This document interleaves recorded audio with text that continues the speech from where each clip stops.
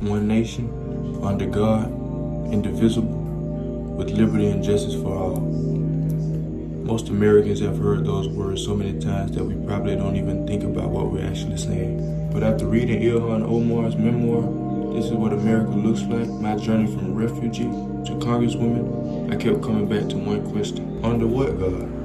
If there's supposed to be a separation between church and state. Whose church? Whose state? Because the more I thought about Ilhan Omar's story, the more I realized that I wasn't really thinking about Ilhan anymore.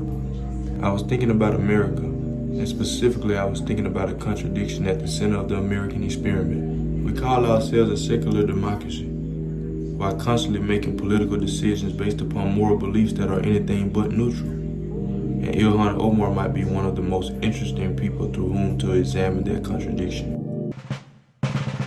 Ilhan Omar was born in Somalia. Her family fled the Somali Civil War, spent years in a refugee camp in Kenya, and eventually immigrated to the United States. She would go from being a refugee to a community organizer, Minnesota state legislator, and eventually one of the first Muslim women elected to the United States Congress. And whether you love Ilhan Omar, hate Ilhan Omar, or don't care about her at all, you have to admit something. Her existence within American politics forces America to confront itself.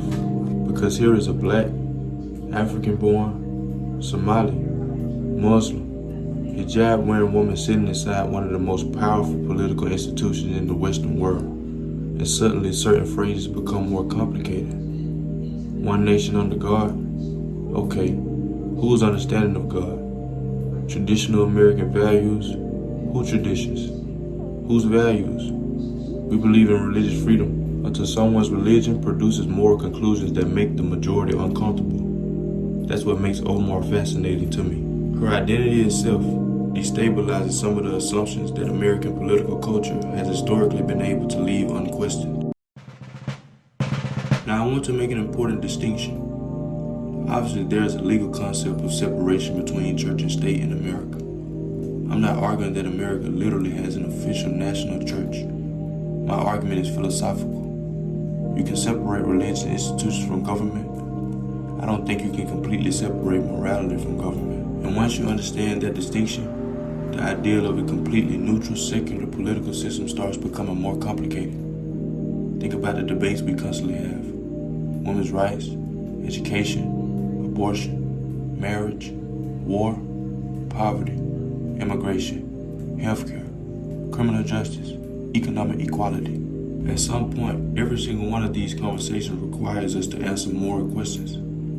What do human beings owe one another? What is freedom? What constitutes harm? What is justice? When is violence acceptable? What responsibility does society have towards the poor? What should children be taught? What is the purpose of government?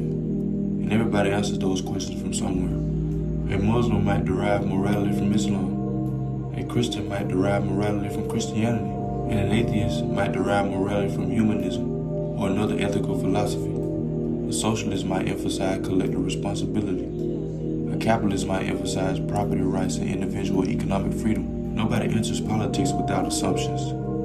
Secularism doesn't eliminate morality. It changes the sources from which we are willing to publicly justify it. And that's where I started seeing the contradiction. In her memoir, Ilhan said something to the effect that whether people support her or not, she is determined to represent them. Within conventional democracy, this is admirable. A congresswoman shouldn't only serve people who voted for her. But philosophically, I started thinking, how can you represent somebody who doesn't believe what you believe? Suppose 51% of a community believes one thing, 49% believes something completely different. The 51% wins. Their candidate becomes a representative. We say the people have spoken, but the other 49% of the people, they didn't disappear. Their beliefs didn't disappear. Their interests didn't disappear. And yet someone they explicitly rejected can now say, I represent you. Legally. Sure. But philosophically, that's much more complicated.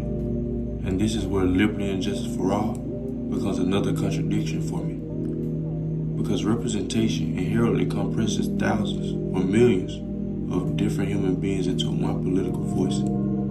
That voice can never actually represent everyone. So representation certainly contains some degree of misrepresentation.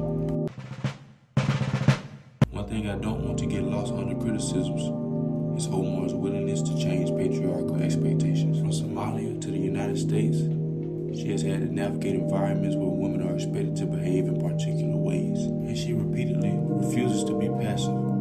She speaks, she fights, she organizes, and she challenges men. And that's ultimately what I think this memoir is all about. Authenticity. Can you enter a society without becoming absorbed by it? Can you participate in political institutions without those institutions changing your morality? Can a representative speak for a community without reducing that community's differences? Can communities govern themselves without oppressing their internal minorities? And after all that, what's the concrete solution? I don't know, man. Keep reading.